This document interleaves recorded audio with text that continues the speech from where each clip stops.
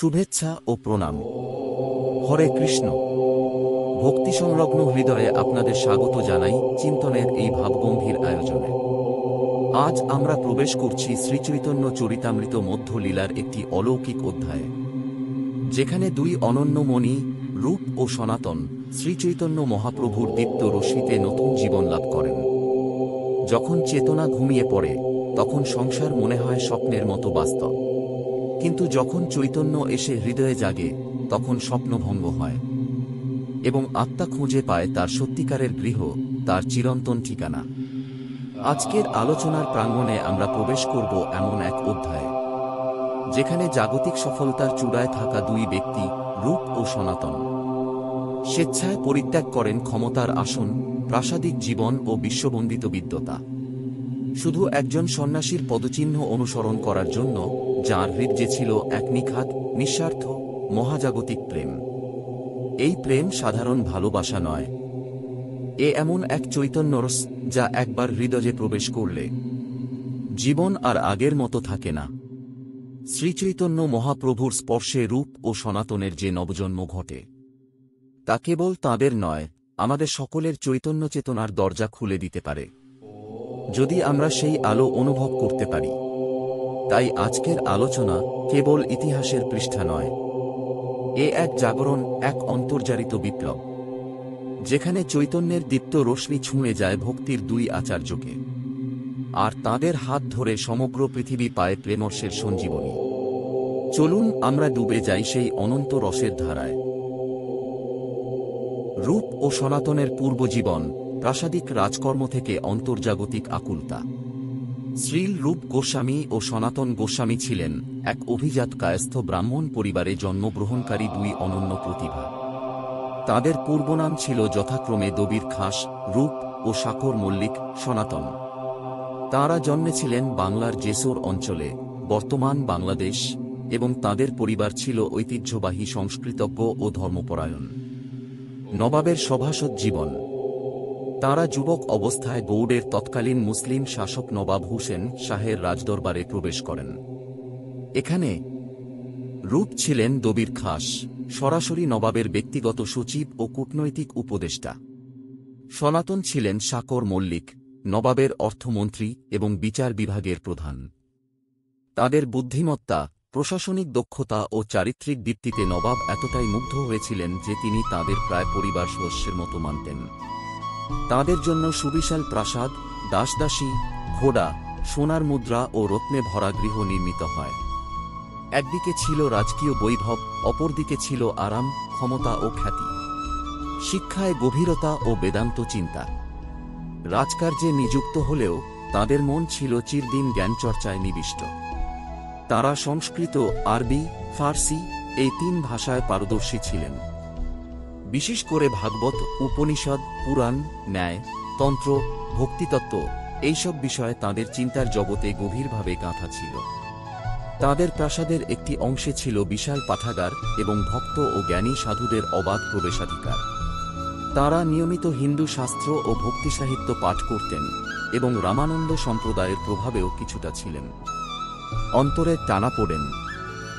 জীবন আরাম ও ক্ষমতায় পূর্ণ হলেও তাঁদের অন্তর ছিল এক রহস্যময় বিষাদে নিমজ্জিত।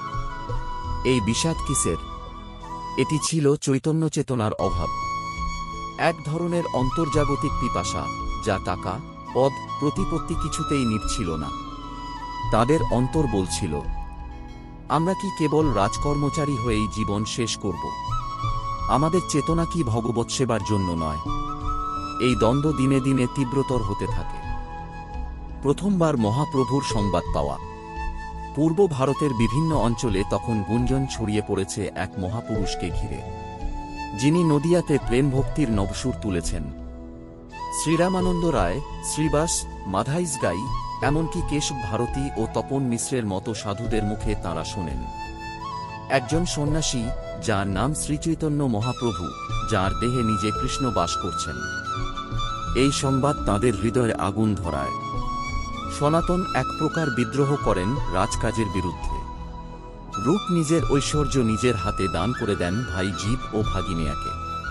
তাঁরা গোপনে ঠিক করেন, যাই হোক, আমাদের জীবনের লক্ষ্য হবে শুধুমাত্র একটি, শ্রীচৈতন্য মহাপ্রভুর চরণে আত্মসমর্পণ। সনাতনের বন্দিত্ব ও রূপের যাত্রা।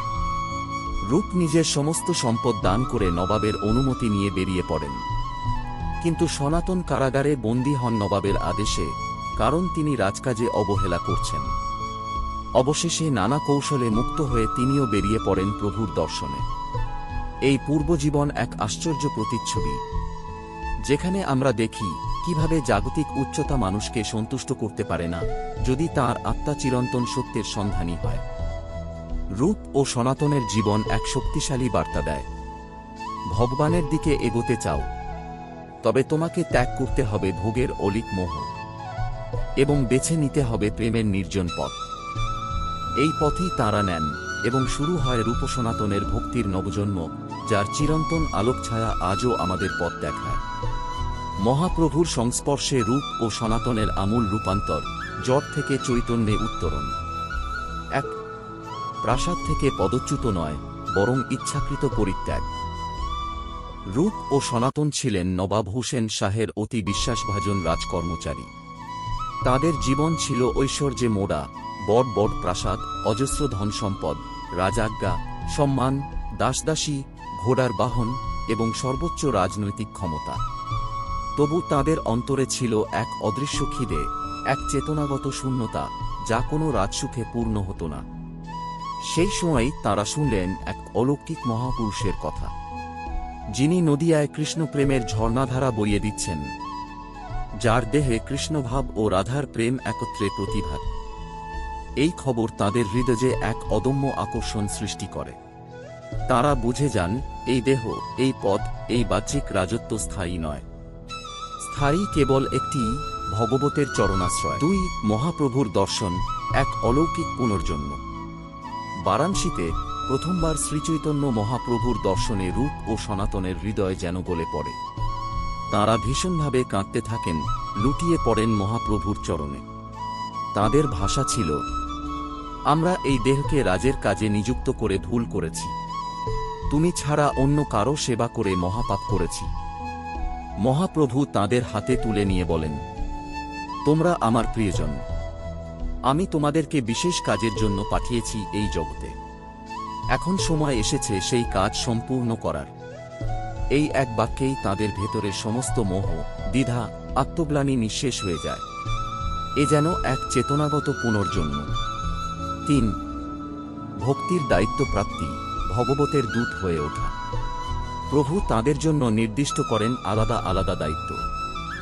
সনাতনকে বলেন, তুমি ভক্তির আচরণ, ধর্মনীতি এবং বৈষ্ণব জীবনের মৌলিক নিয়ম ব্যাখ্যা করো। রূপকে বলেন, তুমি ভক্তির রসতত্ত্ব ব্যাখ্যা করো, রাধাকৃষ্ণের লীলা ও গোপী প্রেমের পরম গম্ভীর সত্য সকলের মাঝে প্রকাশ করো। এই নির্দেশনা তাঁরা গ্রহণ করেন শিরোধার্য হিসেবে। এরপর থেকেই তাঁদের একমাত্র পরিচয় হয় ভগবতের দাস, চৈতন্যের সেবক এবং ভক্তির বাহক। ৪, জীবনে কার্যকর রূপান্তর, স্বেচ্ছায় দীনতা ও কঠোর সাধন। রূপ ও সনাতন কাশী ও বৃন্দাবনে স্থায়ী হন। তাঁরা একেবারে দীনতম জীবনধারা গ্রহণ করেন, খড়ের বিছানা, কাঠের পাত্র, ভিক্ষান্ন গ্রহণ এবং বৃন্দাবনে কাননের মধ্যে অবস্থান। একসময় যারা প্রাসাদে থাকতেন, তাদের দেহে এখন কাঁটার ক্ষত, রোদে পোড়া চামড়া, কিন্তু তাদের মুখে ছিল চৈতন্যের দীপ্তি। তাদের রাত কাটত জপ, কীর্তন এবং কাঁদতে কাঁদতে রাধার নাম উচ্চারণ করে। ৫, শ্রীচৈতন্যের আদর্শে রচিত সাহিত্য ও শিক্ষা। তাদের রচিত গ্রন্থ, ভক্তির স্মৃতিসিন্ধু, রূপ, হরিভক্তি বিলাস, সনাতন, উজ্জ্বল নীলামণি, ললিতা মাধব, বিদাগ্ধ মাধব, দানকলিকা ইত্যাদি শ্রীচৈতন্য মহাপ্রভুর আদর্শকে প্রতিষ্ঠা করে গোটা গৌড়ীয় ভক্তির রূপ ও সনাতনের জীবনে মহাপ্রভুর সংস্পর্শ ছিল এক আত্মার বিপ্লব। এটি ছিল বাহ্যিক নয়, অন্তরের দেহান্তর। তাঁদের জীবন বলে, ভগবানের ছায়ায়, প্রেমের তলে যে জীবন শুরু হয়, সেটাই চিরন্তন, সেটাই আসল পরিচয়। তারা আমাদের শিখিয়ে যান, যে কোনো সমাজ, পদ, খ্যাতি বড় নয়, যদি তাতে চৈতন্য না থাকে। শ্রীচৈতন্য মহাপ্রভুর এক স্পর্শেই, এক আহ্বানেই মানব জীবন সত্য, সুন্দর ও চিরন্তন হয়ে উঠতে পারে। এই লীলার মাধ্যমে মহাপ্রভু আমাদের বলে যেতে চেয়েছেন, পদে নয়, হৃদয়ে ভক্তি থাকুক। রূপ সনাতনের জীবনের মূল শিক্ষা। আত্মসমর্পণই পরম পথ। ভক্তি জীবনের চূড়ান্ত সার্থকতা। আজ আমরা রূপ ও সনাতনের সেই আত্মিক বিপ্লব, মহাপ্রভুর অলৌকিক স্পর্শে তাদের নবজন্ম এবং বিশ্বজুড়ে ভক্তিধারার বিস্তারের যাত্রা অনুভব করলাম। আপনি যদি অনুভব করেন এই আলোচনা আপনার হৃদয় স্পর্শ করেছে, তাহলে দয়া করে আমাদের চ্যানেল চেনটেনকে সাবস্ক্রাইব করুন। এই চিন্তন ও প্রেম ভক্তির আলো আরও দূর পর্যন্ত ছড়িয়ে দিন। হরে কৃষ্ণ। জয় শ্রী চৈতন্য। জয় রূপ সনাতন।